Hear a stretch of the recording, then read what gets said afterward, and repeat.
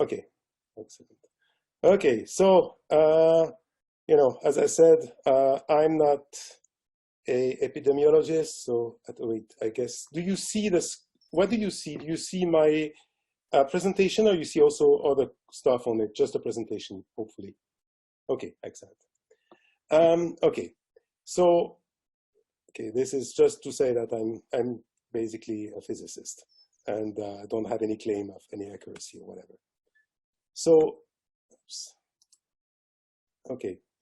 The point is that just you know, the point is, in a way, I wanted to see, given the measures that are decided, what can we hope to get, and where can we hope to get? And let's say the point is that it seems like the only way to really go about this problem is to adopt some kind of really rather drastic measures. And it's feasible because China did it. So, oh, sorry. So, okay, you all know about the disease. And one important feature of that disease, which makes all this very difficult, is the fact that between the time you have a contact with the disease and you get infected, before you get the first symptom, there's like a few days before you actually start to really have the strongest symptoms. You have another 5 days, and you know, yet another time before you get to the hospital. And if it goes bad, then it's yet another time. So you have, if you implement any measure initially, then it will take a long time before those measures propagate all the way down to the effect. That has been, you know, one of the very difficult things.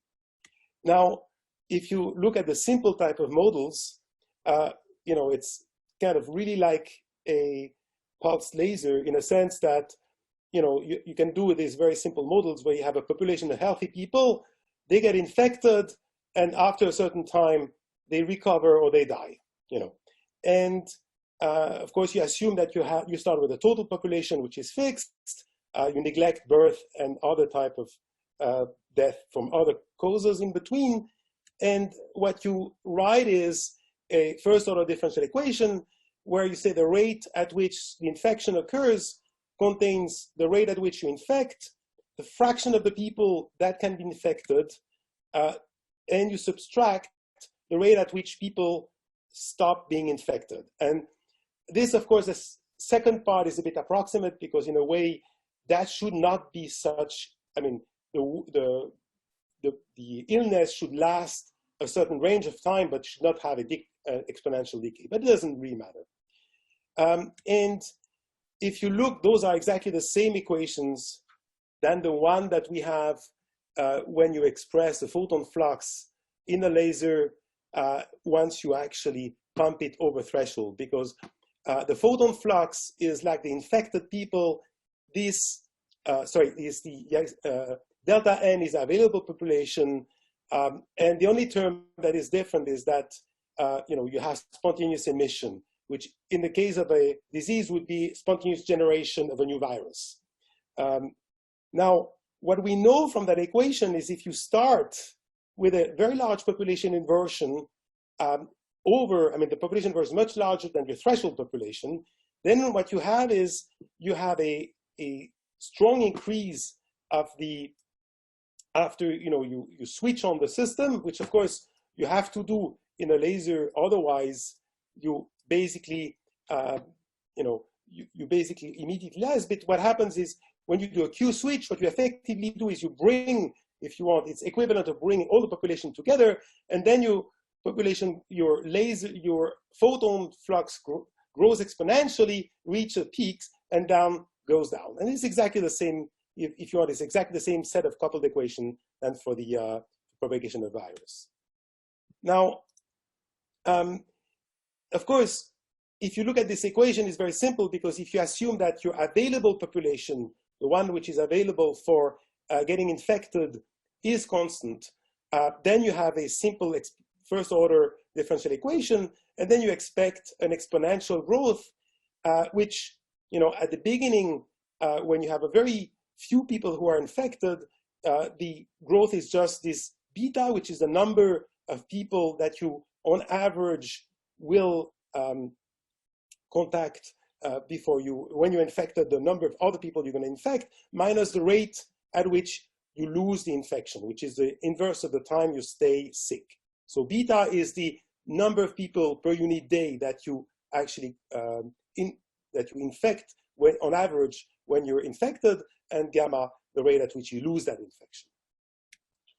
So if you look at the Swiss data, which I did on the right, then you can basically, knowing that typically people think that it takes about 10 days, you remain infected about 10 days. That accurate number does not really matter a lot. But if you assume this is this number, then you will find an infection rate about 0.43 inverse days. And if you assume that, or you model your growth of your population, then you find a very good fit. Which of course means that this beta that you find, which is 0.43, is if you take the inverse, it corresponds to the time that you spend between two contamination, which is about 2.3 days. And the fact that this time is now much shorter than the time you stay contagious is the reason why this virus propagates so easily. Because on average, you infect a lot of people. And of course, the problem is that if you leave that go, if you leave that propagate, if you leave that, and you don't do anything, you of course get, and you apply this whole model to the entire Swiss population, you get enormous numbers. Because if I just feed it, whatever that means, the death rate at the value that we had at March 17, but if you do that, you find that you get basically 120,000 or almost 200,000 deaths over the run of that epidemic. So this is, of course, quite horrible, and that's why we need to do something about it. Then, okay, you can say, well, that model is too pessimistic, but I think I don't need to convince you that the problem is that even if you make a factor of 10 mistake somewhere, you're still really in bad shape. You could say, well, that you may have a lot of infections that are completely silent, but that, again, if you look at the South Korea data, where they have tested for the virus much more systematically, you could maybe have a factor of 5. Maybe we probably have at least 5 times more infection than what we think, but still, the thing it's just, you're just in the factor of 5, and if you have 20,000, still remains a horrible number. Maybe the weather slows down the epidemic, which I really hope, but again, it just means if you don't do anything that you're going to reach that maximum slower, but that's all. There maybe are clusters. You can assume all sorts of reasons for which that model is completely oversimplified, but the key message remains the same. So of course, what you need to do is you need to lower that reproduction number.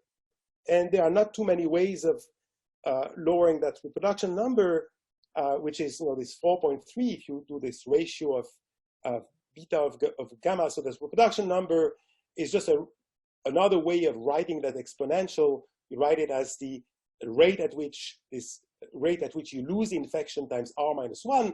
And if r is larger than 1, then it means that your infected population grows. If r is below 1, then infected population decreases.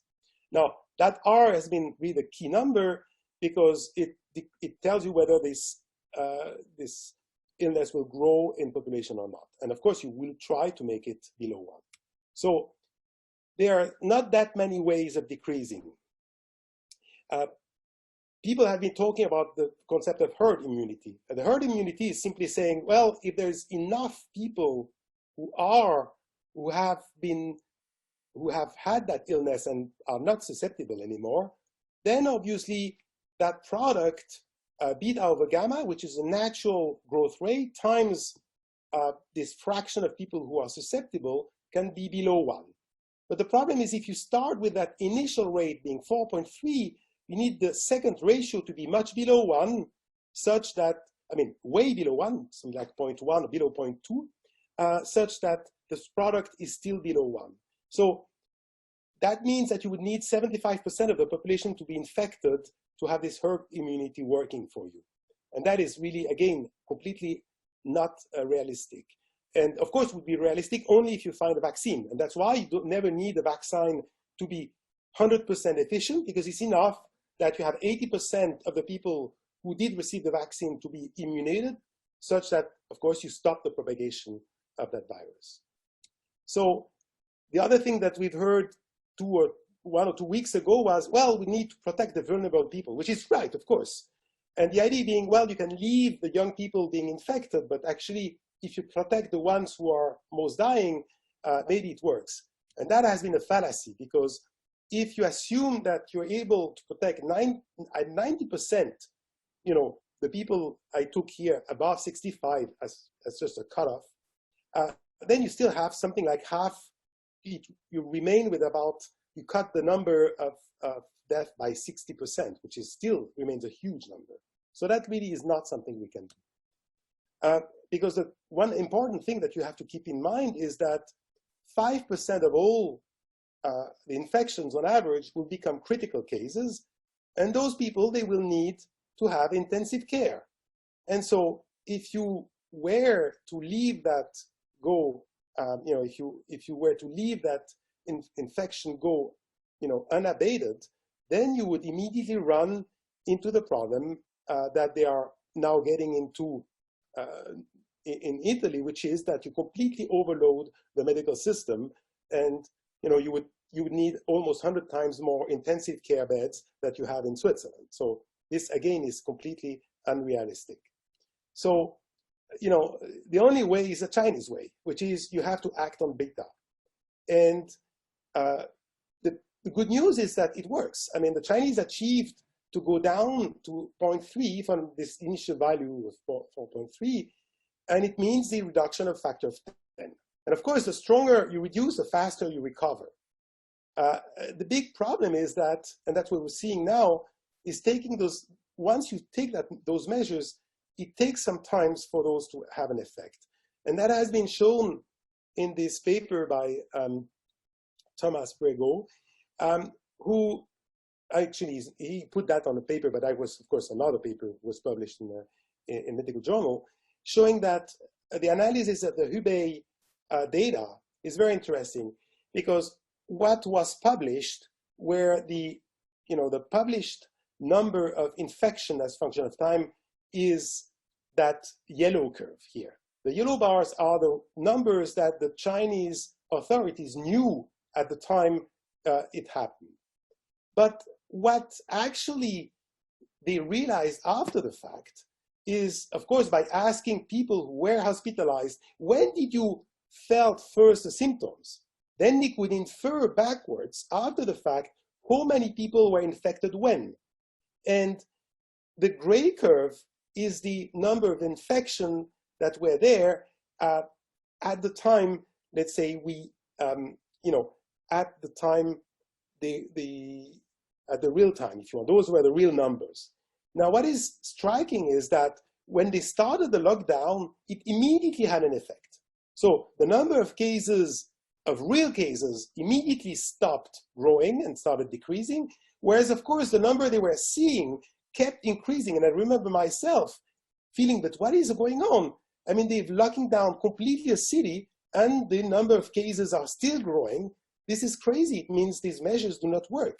This is a big fallacy. They do work, and they work immediately, but you don't see the effect immediately. That's the whole point. And we're going to see what effect that has in Switzerland. So same thing in Italy. If you think, when did they start implementing strict measures? It's around March 8 to 10, and now you start to see a flattening of the new cases per day. So, of course, the situation is still extremely difficult to tragic, because they are still adding linearly cases to the hospitals, but they are still, at least they stop the exponential growth. Yes, Andreas, you want to say something? Andreas, you wanted to say? No, I don't know. Oh, sorry. Thank you. It's a very nice presentation. Oh, thanks. So, if you go to Wikipedia and you look what happened in China, they actually managed indeed to go down. And if you look at Hubei, they really went down to 1 case. So they really turned off that damn virus down to almost 0 cases. And I think it shows that it is not a fantasy. And they did that, you see, over a course of a month. So implementing strict measures, they do work. And if you think now, people are talking a lot about, oh, the economical cost of those measures. Yes, but if you think about it, turning off your economy for 1 month or 2 months and a half is horrible. But it's much better if you can then start and, you know, at least you've solved your problem, at least. Okay, then the question is, how do you maintain that state? It's a different story. But at least you can turn off this epidemic. So now, of course, I sort of could not resist trying to see what all those things would mean for Switzerland. So I did a first model, which was a pessimistic one, because I could not believe the data initially completely. So I assumed that mainly only what was decided Friday, the last Friday and this Monday, had an effect. And I thought, okay, Friday people started doing something and it decreased the beta by a factor of 2. And then Monday, we are behaving like Chinese. But we, of course, have to assume this 13 days delay between the time you actually do something and the time it actually works out. So this is what you get. So it's much better than, of course, not doing anything, but it's quite scary because, you know, you get something like 60,000 infections and about 3,000 people dying. I mean, again, don't stick too much to those predictions of that because this is super, super, and also those numbers are whatever, you will see. I mean, but still, you know, the rough physicist type of order of magnitude, just to have an idea what is going on. And, you know, you get super, I mean, in that model, you would go over the hospital capacity. You pitch into this system of hold because, of course, we have to remember that not all beds in Switzerland for intensive care are free for anyone for COVID, for coronavirus infections. You have also to take into account that you may have people have other things. Now, I started becoming much more hopeful if we can trust the data that are published. What is very scary is that we get very mixed messages concerning the accuracy of the statistics because they may have changed also how many they count. Because, you know, it's all in Switzerland, if you just call a doctor and say, you know, I'm sick, I'm coughing and so on, he says, well, you probably have coronavirus, stay home, and as long as you're fine, they will simply not do anything. And you will never appear on any statistics. So those will remain silent for the statistics. So we only get the numbers that are going into hospitals. But still, if you actually look at those data, and I added the last point of yesterday, you see sort of a kink. And that kink would actually be coherent with the fact that on March 6th, if I look at ETH, which really started from that time on to be relatively strict on not shaking hands, on maintaining social distance, and so on.